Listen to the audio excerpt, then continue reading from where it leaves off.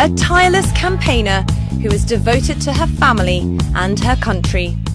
Well, Nigeria is a beautiful country. It's a huge place with a lot of people, and I always compare Nigeria to an intricately woven fabric where we have so many different threads, and it's a melting pot. You know, we have all sorts of different people. Born into privilege in Nigeria, Toyin Saraki is determined to help people less fortunate than herself. For me, it's a love of life. You know, I love life. I can't stand the thought that people are dying or people are suffering when help is just a minute away.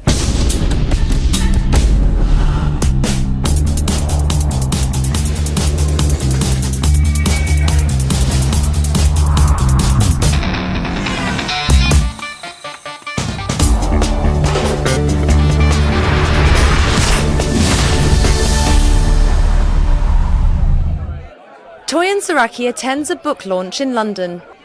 People have gathered to talk about Monique and the Mango Rains, a novel which describes the work of a midwife in Mali. As a campaigner who has dedicated much of her adult life to improving infant mortality rates in Africa, Toyin Saraki has been asked to give a short speech at the start of the evening. A lawyer and an accomplished speaker, she was invited to the event by the White Ribbon Alliance, an organisation which campaigns to make pregnancy and childbirth safe around the world. I caught up with her and asked why she had supported the evening. Well, today is the International Day of the Midwife, and the White Ribbon Alliance, who are probably the foremost advocates actually for maternal and child survival worldwide, and that they have the loudest voice, they've invited me to come and mark this day with them. I'm their national champion for Nigeria, and we've done a lot of work together, and I just felt that it's very, very important to recognize the role of midwives in keeping our women alive and even in the survival of children. And in Nigeria, we've been very active as well in recruiting more midwives into the public health service. I happened to be here, so I was happy to attend. And the collaboration between yourself and the White Ribbon Alliance, that's a pretty special bond that you have together. It is, definitely. You know, there's so much work to be done in the area of maternal, newborn and child survival. One person can't do it alone. So right from when I started doing this work, I tried to find strategic partners who were doing what they were doing very, very well. White Ribbon has a very strong global voice, and they have champions from all walks of life in most of the countries in the world. And together we've been pushing for Nigeria, the Nigeria Health Campaign, the One Voice, where we were asking the government to make a declaration that they would pledge $31 per capita towards healthcare for pregnant women and children, and also to put 15% of the budgetary allocation towards public health for women and children. And they endorsed that pledge. So now we have more work to do to make sure that the promises are being kept. And I think that if we do that, we will see a rapid drop in mortality, and I'm really looking forward to that. It was during a conversation we had with Saraki at her home in London that we discovered the very personal and heartbreaking reason why she first developed an interest in infant safety.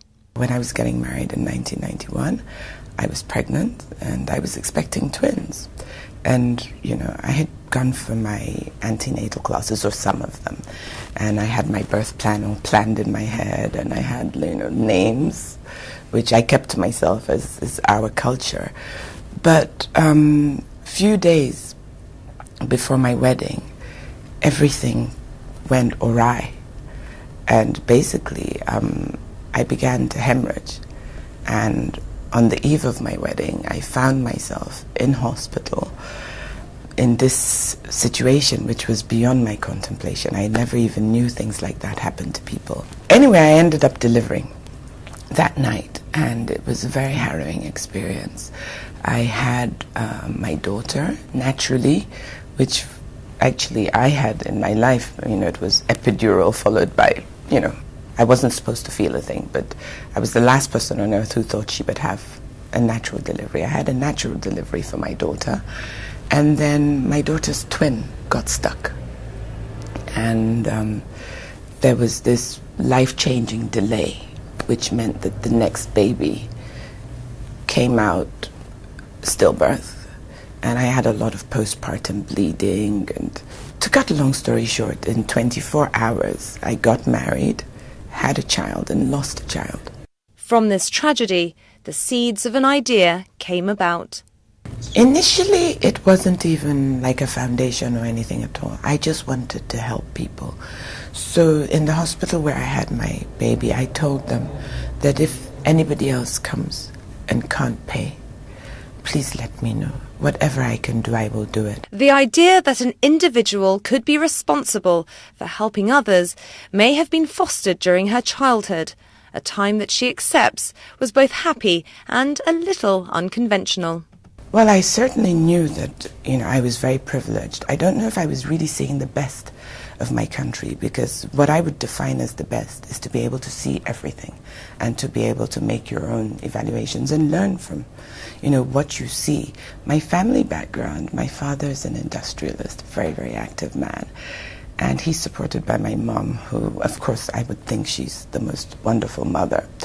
My parents they still are, actually. I think they're modernists, and they're very, very liberal. We had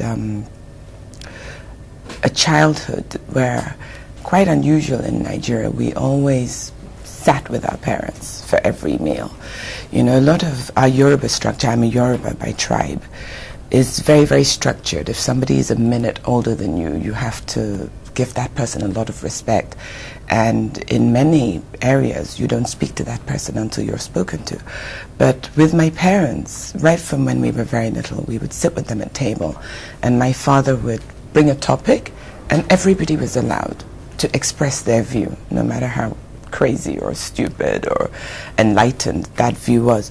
So I grew up in a place where it was always made very clear to me that my voice counted.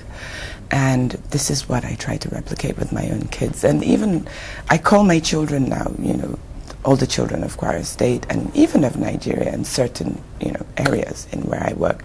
I think it's important that people have a voice and that that voice be heard. After the break, Saraki opens her photo album and heart as she talks to us about family life. This is me and my daughter. And it's amazing to think you have them and they're so tiny, and then one day they're all grown up and they're going off to university and they're doing their own thing.